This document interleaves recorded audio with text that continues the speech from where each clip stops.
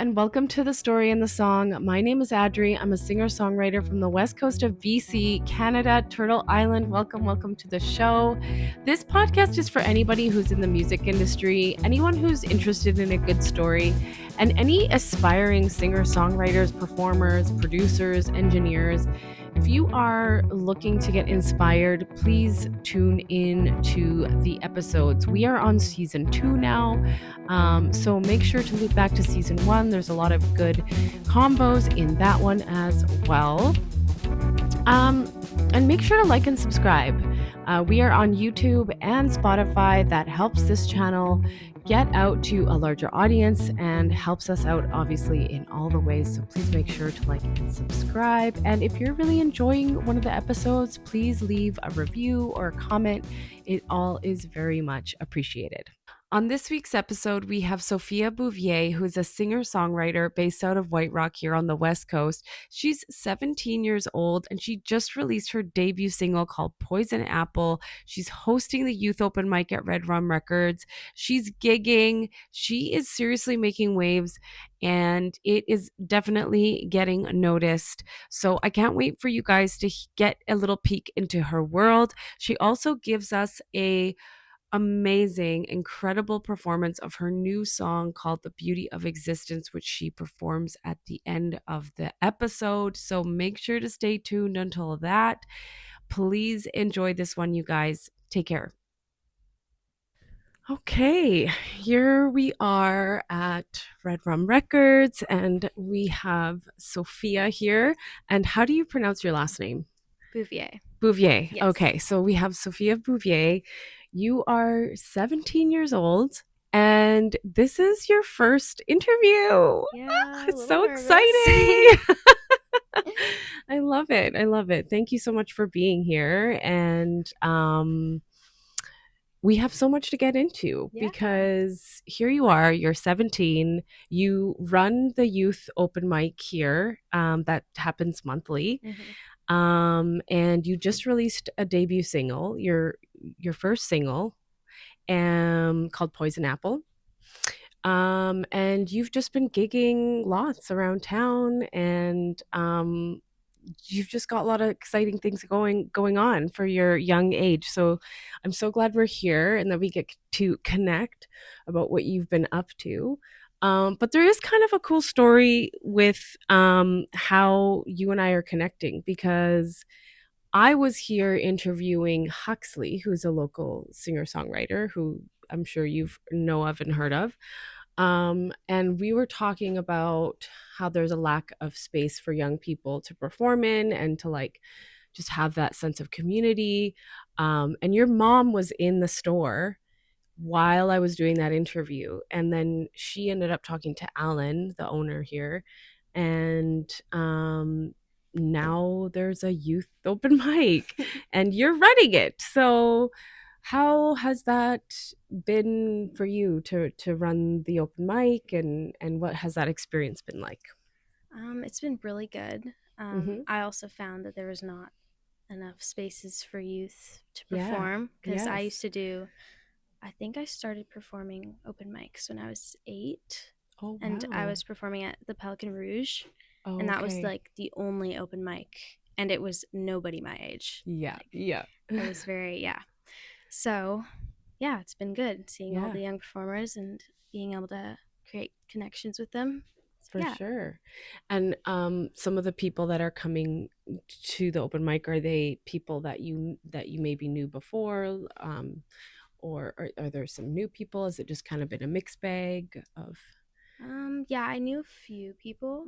Like a few of my friends come every once in a while. Right. Some to just watch others perform. Yeah. But I've met a lot of new people from different schools, from my school as well. Nice. And is there like we're in White Rock, and it is kind of there. I mean, I think there are a lot of young people here in White Rock.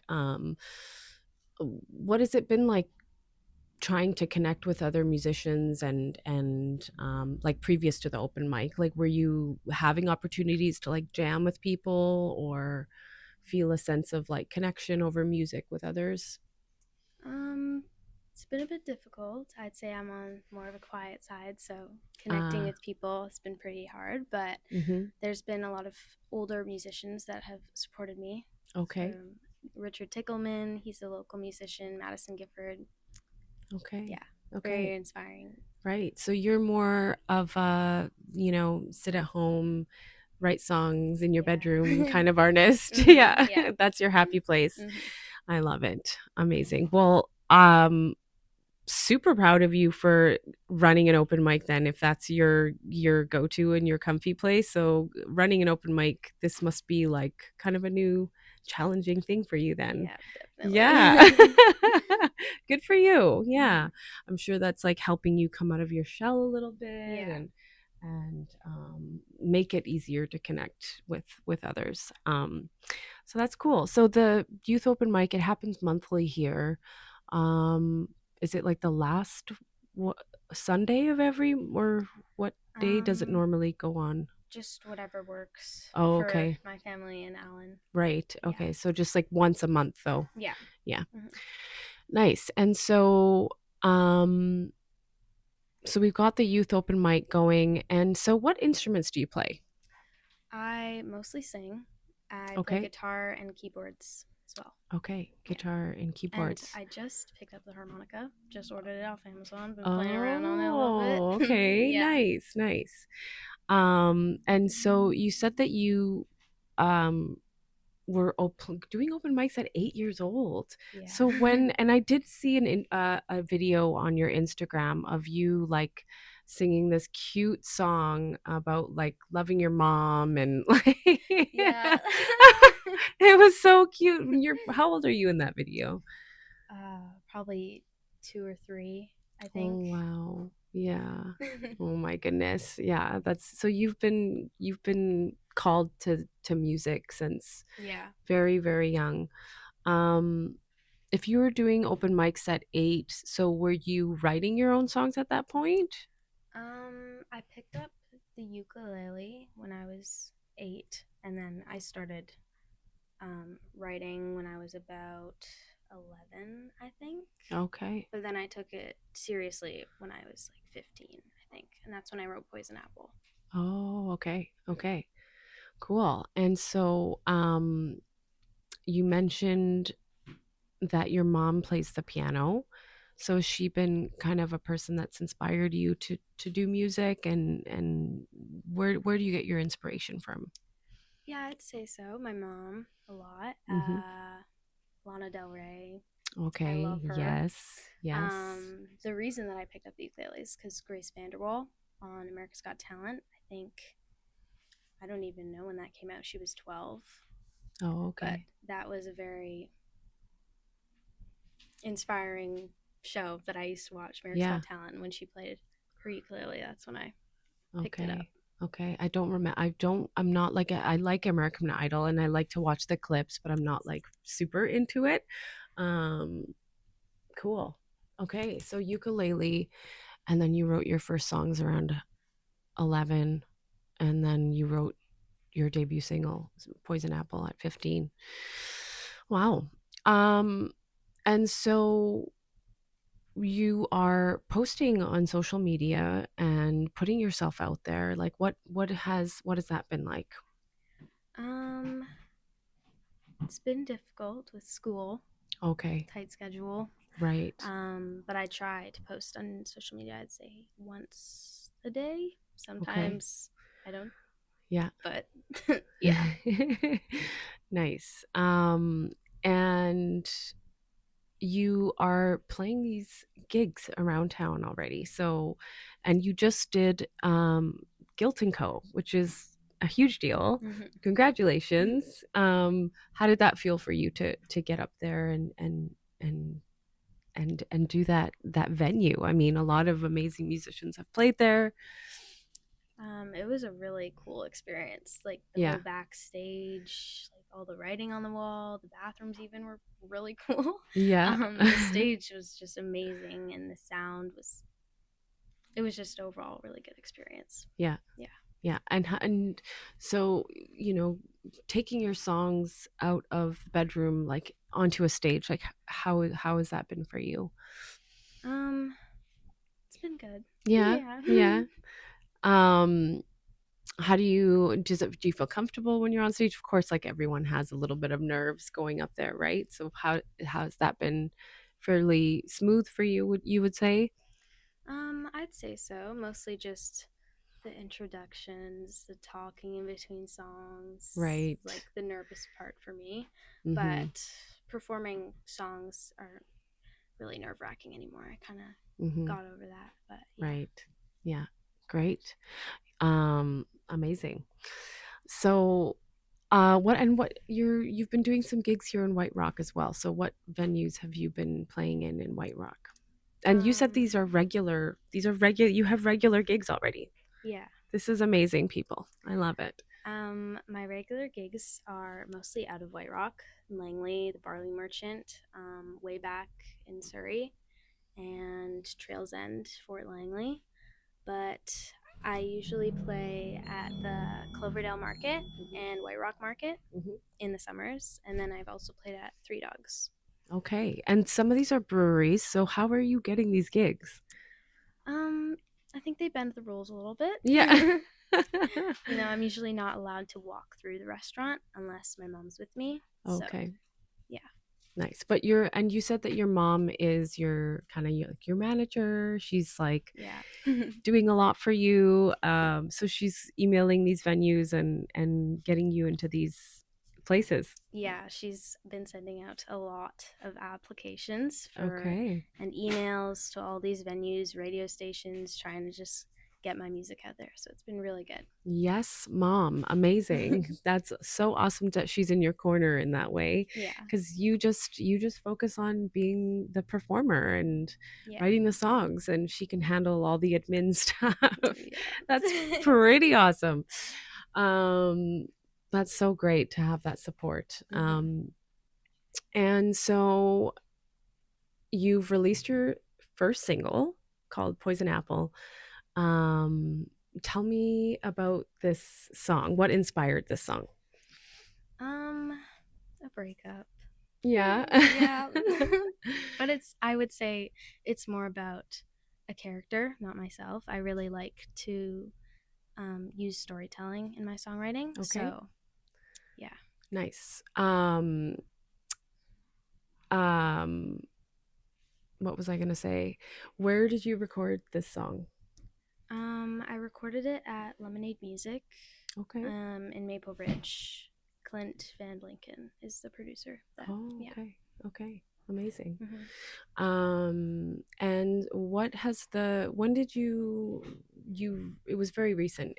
What was the date that you released the song? January 30th. January 30th. Yeah. Okay. And so we are March 22nd today. So it's had a bit of time to get out there, have some people react to it. What's been the response? I've had a lot of people in Germany reach out to me. Germany? Yes. Because I had a lot of au pairs from there come and stay with my family for a little bit. So they've been spreading the word about my song a lot. So when I check on the who's been streaming it, it's like there's a lot in Germany. It's really funny, yeah. Oh my goodness, that's so funny. Okay, Europe tour might be coming your way. Cool. Do you have any plans to release more music? I do. Okay. I'm currently teaching myself how to produce my own music. Okay. Yeah, I got an audio interface and a microphone for Christmas, so been playing around on that a lot. I'm hoping to release a 6-song EP. Okay. Amazing. Like by probably next year or something like that. Yeah, once I'm done school, I'll really lock in. Okay. Yeah. That's what I was wanting to ask you. I drew a blank, but for Poison Apple, what was that like going into that was your first time going into a studio, I assume? Yeah. Okay. And working with a producer. Was he engineer and producer? Yeah. What was that like going into a studio and working with someone and laying down your song in that way? I found it pretty difficult to get my vision across. Oh, okay. But yeah, I think it turned out exactly how I wanted it to, and yeah, I felt very professional in a studio. It was pretty cool. Right. And if you don't mind me asking, what was difficult about getting your vision across? Just being an introvert, I guess. Okay. Pretty hard to like put what's in my brain into words and then explaining it. Right. Okay. And what was it like to go in and sing and be in that environment? Like, how was it to lay down your vocals and your guitar parts? Like, or did you play the guitar? I was actually going to ask you that. I played some of it. Yeah. Not the main guitar, but okay.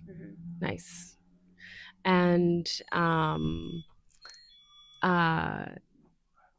and what was it like to record vocals? And it was like, really cool. Okay. Yeah, laying all like the background vocals, the harmony. Like I never done that before. It was really cool. Okay. And did you have most of the song like ready to go once you went in there, or was there a bit of like arranging and putting things together and getting the right sound? So I actually didn't have a bridge for the song when I went in. So Clint helped me write that, and then all the drums, the bass. Okay. Yeah. And did you feel comfortable writing the lyrics like right there in the studio, or did you have to kind of go away and then come back? Or my mom actually wrote half of the verse or the bridge. Yeah. Okay. Amazing. Yeah. Amazing. That's so cool. Yeah. Oh, your mom is showing up again. She's just killing it. Cool. And so this song, it does have like a bit of like a kind of rocky, like blues style. How did that sound kind of come about? I actually got the idea when I went to a Lana Del Rey concert. I think it was in 2017.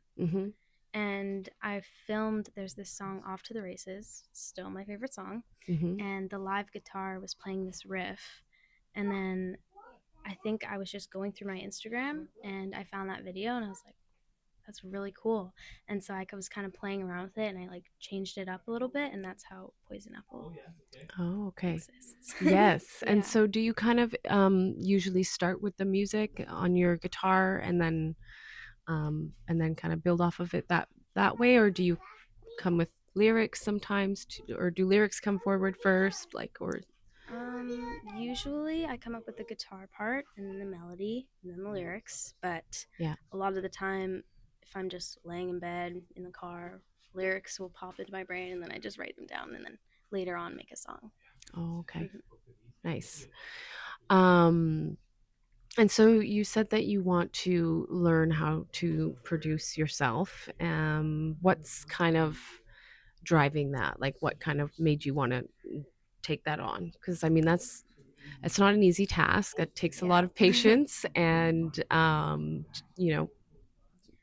determination, I guess you could say, to want to do that and take that approach. Are you wanting to have like more control over your sound, or you just want to play around with it and see what comes up? One of the reasons is I want to be more cost efficient. Yes. Especially because I'm hopefully going to university, saving my money. Yes. Music is like my only way that I get money right now. So it's pretty expensive to release music. Yes. So that's one of the reasons. And I also just think it's really fun to play around with all these different sounds and making drum beats on Logic. Right. So, okay. Are you thinking maybe you're going to start playing around with like more electronic songs, or? Yeah, I was thinking about that. Yeah. Okay. Nice. That'll be exciting. Cool. So you mentioned you are wanting to go to university and you're going to be graduating this year, right? So what is your plan for music? Are you still wanting to do it on the side? I mean, it seems like it's such a big part of your life. Like, what are your thoughts on where you'd like to take it? Well, I'm planning on taking a gap year and really focusing on music, writing, releasing, performing. Um, and then I'll give myself a year to see if that works out. And if it doesn't, then I'm going to go to university. I'm not sure what I'm going to take yet, but yeah. Okay.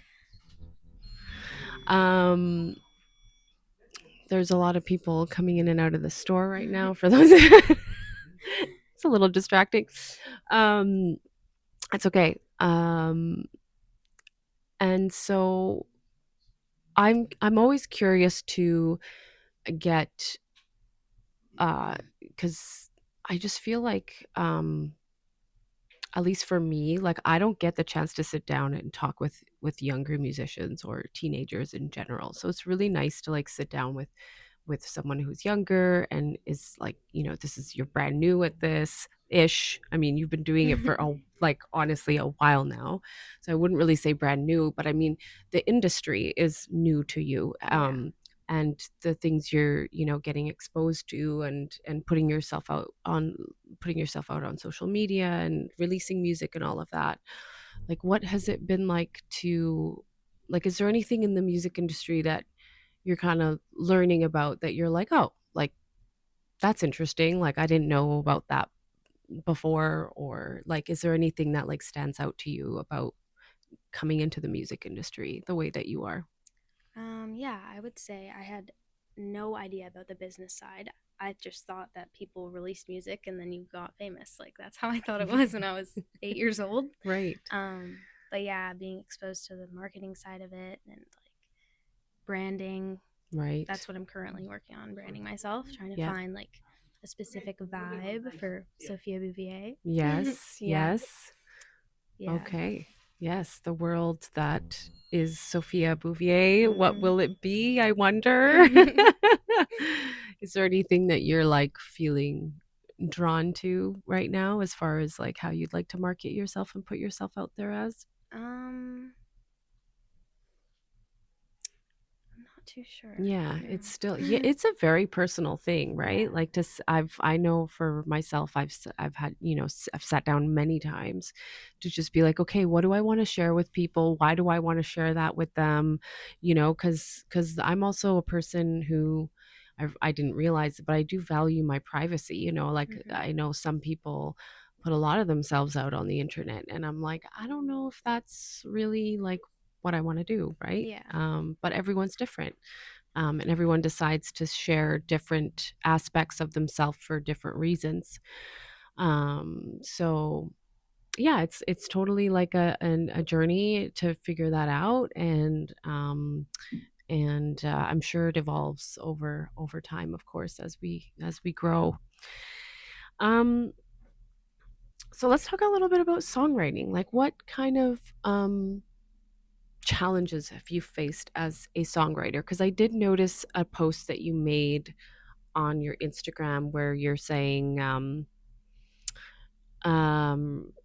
posting a song or writing a song in 5 minutes and posting it for exposure therapy. So obviously you have some level of awareness around like your blocks or your fears. So talk to us a little bit about like what kind of challenges you've been facing and how you're obviously trying to find ways to overcome them, right? So what's been coming up for you as like as you're writing songs? I would say trying to find different themes or topics to write about, because I usually tend to write about breakups a lot. Right. Yeah. Fair. Why just comes to my brain. Of course. But yes. Yeah. So recently I've been exploring writing about different characters that I just made up. So right. Let's try to find an example. I wrote this song. It's called "If I Leave This House," and it's about moving out of your childhood house. And I haven't moved out yet, so that was a little right. Yeah. But like exploring what that might feel like when you do. Okay, cool. So it's kind of, yeah. And I have, I completely understand that level of storytelling. And I remember one of the first few songs that I wrote It was about this like old man and this old woman, and it was just like it had like nothing to do with me. So I totally get it, and lots of people write, doesn't have to be always straight from your heart. I mean, it is in a way, right? Like, I'm sure we get inspiration from all sorts of things that maybe we're not even aware of, right? And then it comes out on the paper. So do you find that the songwriting process is pretty fluid for you? Like, what do you do to get in the zone? Recently I've been writing a lot. I think I have around 5 songs that I'm currently working on. Okay. But sometimes it goes in waves, I'd say.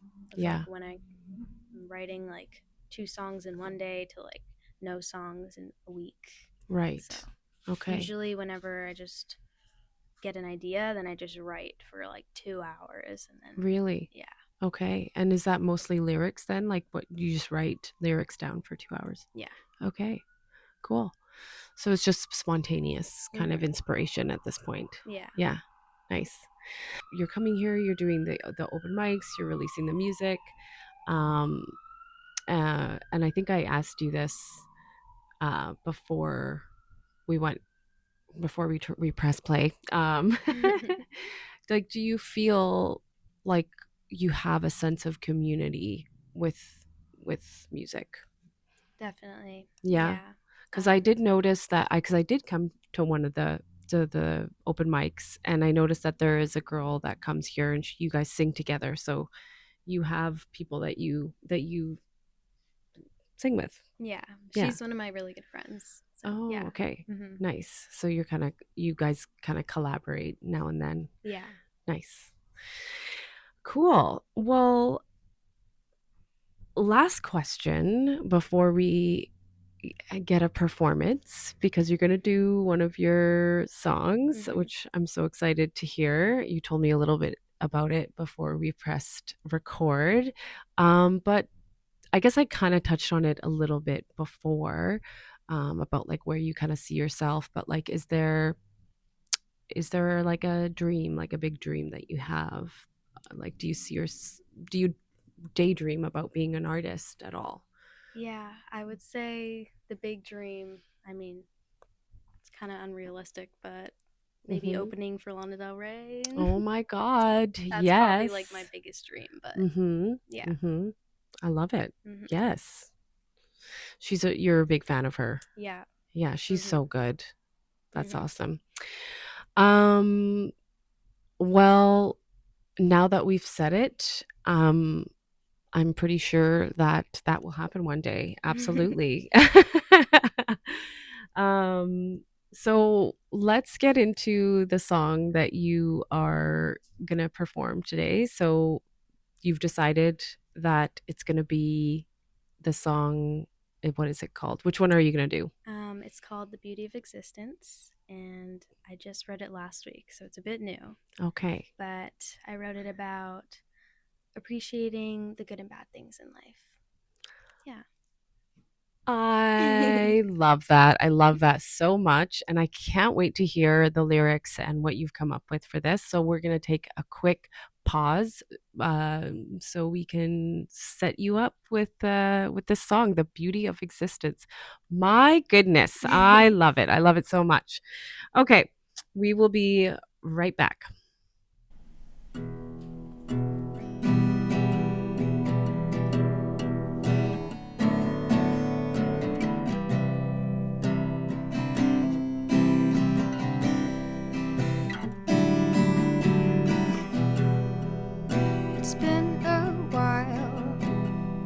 Since I've seen a happy child, petals and flowers dancing for hours. When we were wild, we'd gallop the sand for miles. Stone brick towers, wind getting louder. Sun kiss, the beauty of existence. Forever in love, being young and dumb.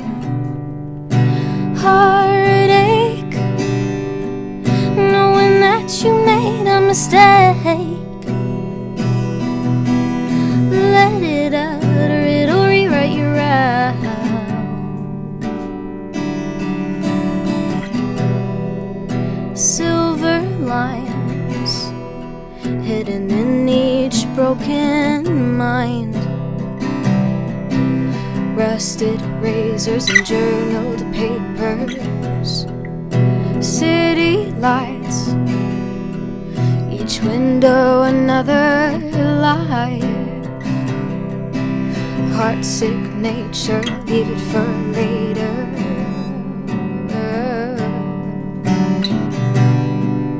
Sun kiss, the beauty of existence. Forever in love, being young and dumb. Heartache, knowing that you made a mistake. Let it out or it'll rewrite your route.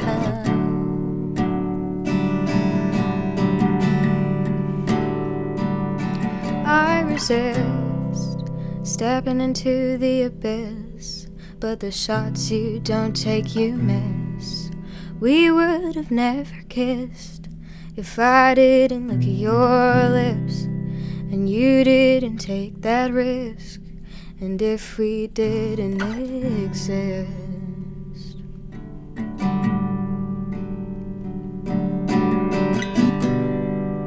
Sun kiss, the beauty of existence. Forever in love, being young and dumb. Heartache, knowing that you made a mistake. Let it out or it'll rewrite your route.